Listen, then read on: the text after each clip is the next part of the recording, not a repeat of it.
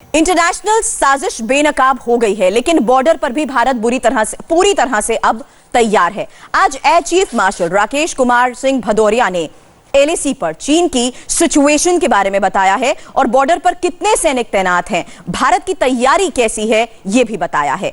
आमतौर पर air chief marshal इतना बोलते नहीं हैं, लेकिन आज वो जो बोले और भारत की ताकत की तस्वीरें दिखाई, आप भी देखिए।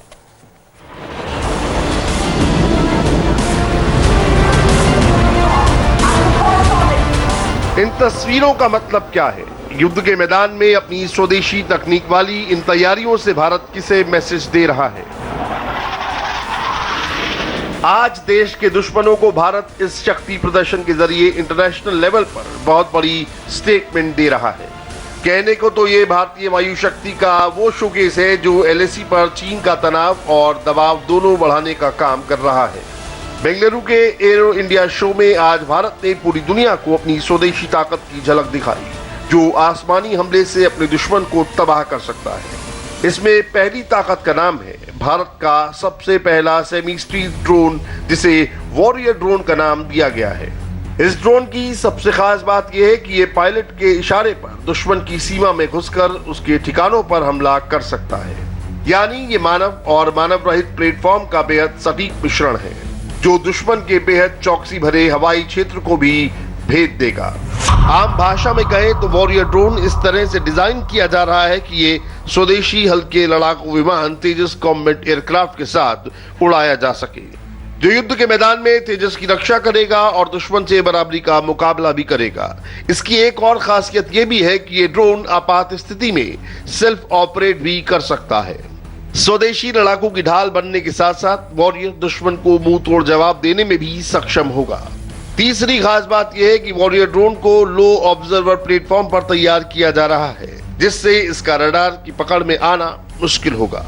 वॉरियर ड्रोन का पहले प्रोटोटाइप के 3 से 5 साल के भीतर उड़ान भरने की उम्मीद है। एचएएल का एक गेम चेंजर इन्वेंशन है जो पहली बार एरो इंडिया में दिखाया गया है। आप देखिए, ये कैट्स फ्रॉम एचएएल है।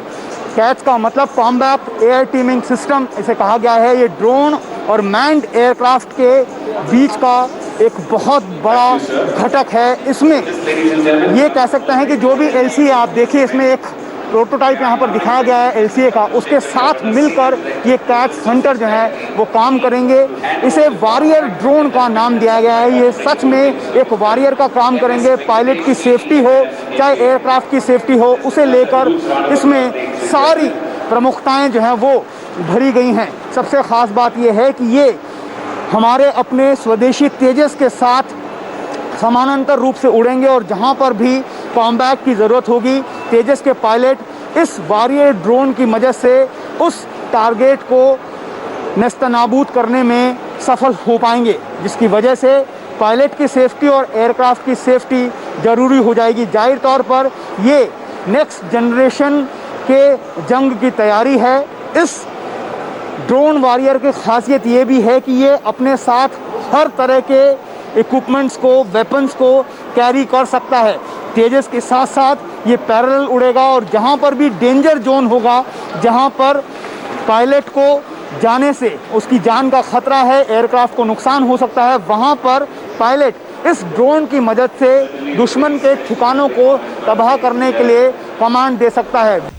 वॉरियर ड्रोन की खासियत यह है कि तेजस के साथ कई वॉरियर ड्रोन को ऑपरेट किया जा सकता है। ड्रोन के पीछे आइडिया है कि हर हवाई मिशन पूरी तरह सफल रहे और पायलट की जिंदगी सुरक्षित रहे। लिहाजा पायलट के साथ ड्रोन की पूरी कमांड रहेगी, जो उसके सुरक्षा कवच का काम करेगी। वॉरियर हवा से हवा में और हवा से सतह पर मार करने वाली मिसाइलों से लैस होगा, ताकि हवा और जमीन दोनों जगह पर दुश्मन को जवाब दिया जा सके। द हंटर ड्रोन भी नई डिजाइन बनाने और विकसित करने की प्रक्रिया का हिस्सा रहा है। वॉरियर ड्रोन में हंटर क्रूज मिसाइल भी इसमें शामिल है, जो 200 किलोमीटर तक के टारगेट पर निशाना साध सकती है। साथ ही स्वान के सिस्टम ALFAS को भी विकसित किया जा रहा है, ताकि एक ही समय पर एक साथ कई लक्ष्यों की आर्टिफिशियल इंटेलिजेंस और मशीन लर्निंग के जरिए पहचान कर निशाना साधा जा सके, ताकि युद्ध के मैदान में दुश्मन के अलग अलग ठिकानों की आसानी से पहचान भी हो सके।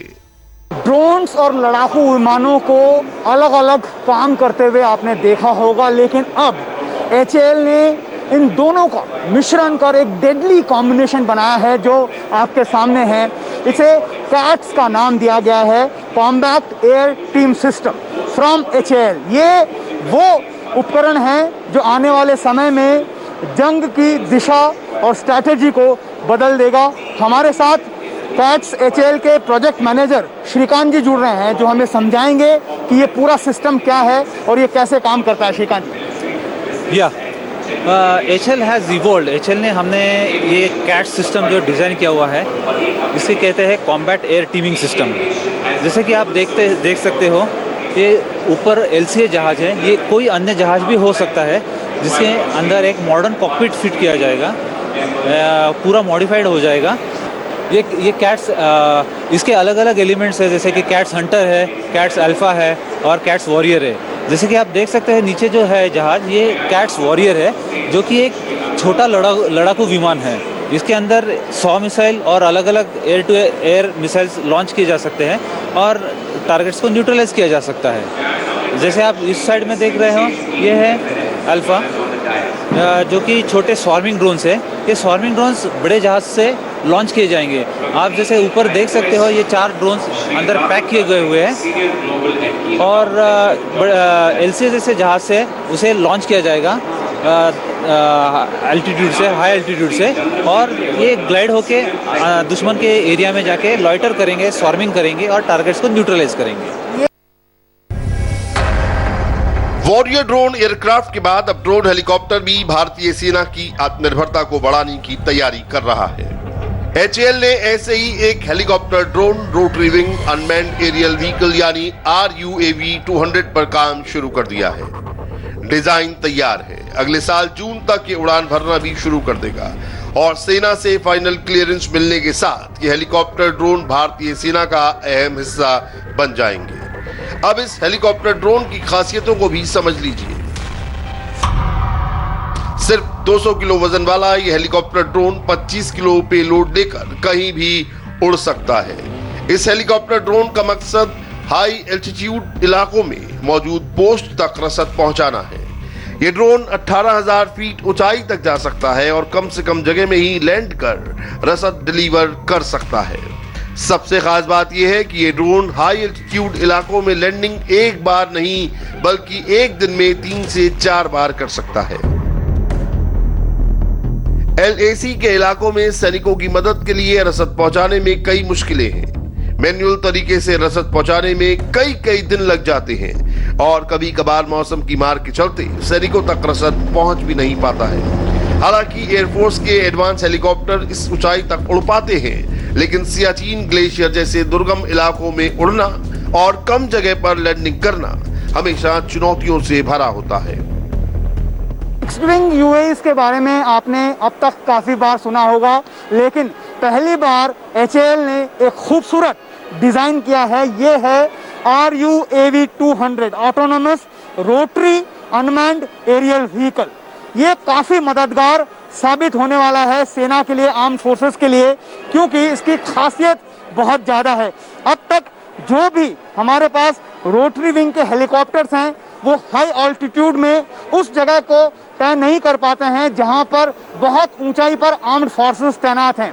उन तक रसद पहुंचाना एक बहुत बड़ी चुनौती बनी हुई है और ये RUAV 200 इसका समाधान ढूंढने वाला है। ज़्यादा जानकारी दे रहे हैं प्रोजेक्ट मैनेजर सुशांत हमारे साथ जुड़े हैं HAL से।